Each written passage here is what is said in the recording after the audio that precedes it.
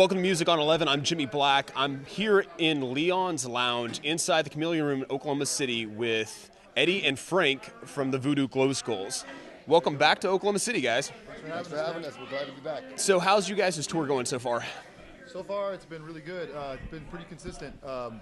We haven't toured in the States in over a year. You know, we've been kind of playing everywhere else.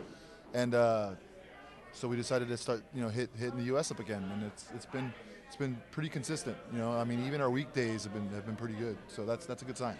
Now you guys are touring around the album that you guys put out last year, which I have right here, which is Break the Spell. Correct. And it's been well received so far. I've seen reviews. People are really digging it. What tracks are you guys playing live for people? We're playing Police Knocking on My Door, which is one of them.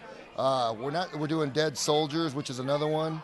And we kind of shift them around. You know, we actually don't play that many on this current tour because we have so many songs to choose from that we kind of like to give the fans what they want. It seems like they always want old stuff, so we try to give them a bunch of classic stuff and then throw in a couple of the new ones like most bands do instead of just throwing them the whole new record. Try to play what we're most known for, which is the first 2-3 albums. It seems like they're the ones that people still kind of hold on to as far as like the hardcore fans. That's what they know us for the most.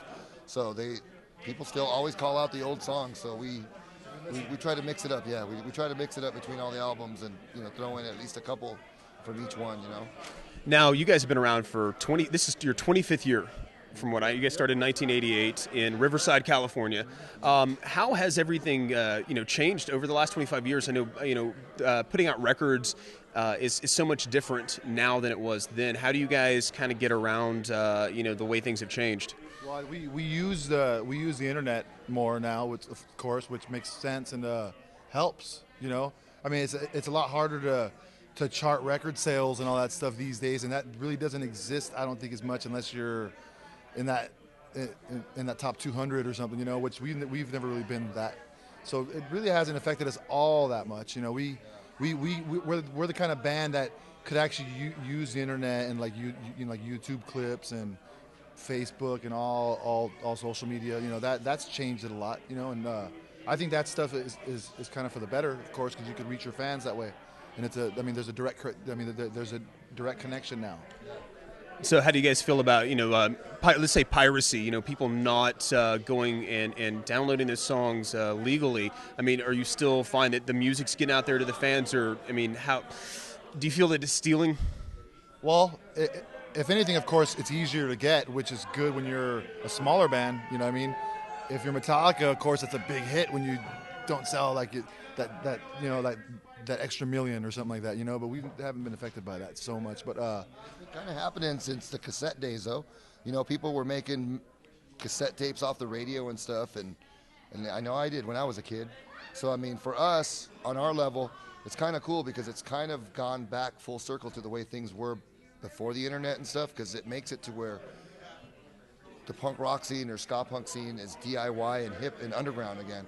So you got to kind of have to come to the shows to kind of reach the band and to be a part of it. It seems like that for a while there, punk and ska and everything they were trying to commercialize it, and like the whole third wave of ska and stuff came around like in the early 90s and whatnot. But now it seems like the bands that stayed true to it and have actually were out there working and touring are still around, and we're just glad to still be able to come to places like this and have a crowd on a Tuesday night. And the people that are way into the music are coming out still, and it's good. It keeps the music alive. So you guys have a high energy show when you guys are playing live, and you have people dancing, and I think that's something that's very, very important nowadays. Like you just said, actually coming to the show and watching a band live and doing things a little bit different than you can hear on the record, or else you just buy the record. Yeah, we just try to make it a show. I mean, at the smallest level, you could still try to put on a show and put a little effort in that. And we like grew up on like Iron Maiden and stuff like that, where there's a lot of theatrics and props and visuals and like a backdrop. And we still have like the punk rock ethic, of course, and that you can't really take that away from us. But we have the other thing where we want it to be a show and be like Iron Maiden and have about imagery and stuff. When we were kids, we used to buy Kiss albums and Iron Maiden albums and all the heavy metal records we grew up to. And you'd open up the album covers and it was all about, whoa, you know, it was kind of like telling a story each album. You know, you'd look at the lyrics and the pictures and insane artwork. And we've always kind of been, that's been kind of our thing, you know, is always to have like some sort of. Yeah, we've always been on that side of things, like not necessarily, well, like I guess on the heavy metal side, but like we had the punk rock ethic, of course, but we like to that aspect of a show, and we don't think it's too cool for school to be punk rock and no props, man, or no banners. You know, we like to give people, I mean, basically their money's worth. If they're paying, you know, $15, $20, $12, $10, we like to put on a show and have them be like, whoa, I saw that, I saw this, and it sounded good.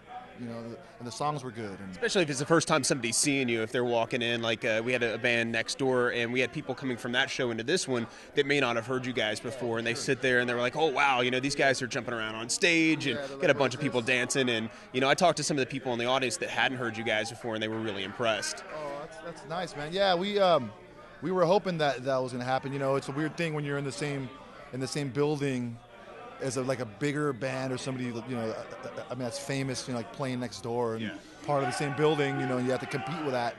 But yeah, I mean, that's good, you know, that it's always good, you know, new people. That's a great thing for a band, you know. So what's going to come next for you guys? Well, looks like we just got asked to be on the biggest festival in mainland Europe, the Roskilde Festival. Mm-hmm. It's in Denmark. And that's with like Queens of the Stone Age and Slipknot, Volbeat. Rihanna is on it. So yeah, we're on that, and we haven't done that one since 1997, and but we're on it again this year. Awesome. So we're going there. So that's like the biggest festival in Europe. So that should be a good thing. You know, that should be a good. Brazil in August, Brazil and Argentina in August.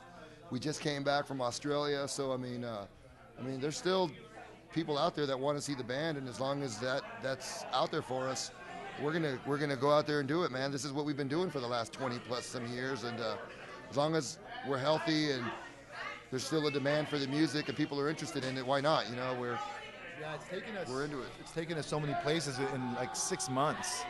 You know, we've been to we've been to Montreal, we've been to Mexico. We just went to Australia. We just got back a week and a half ago. So we've been working it. We're pretty much on a world tour. You know. Where are you guys most well received? Well, there's pockets in every country, I guess, but I would say Mexico is an obvious one. We have Latin roots, you know, and when we go to Mexico, it kind of goes off a little bit more.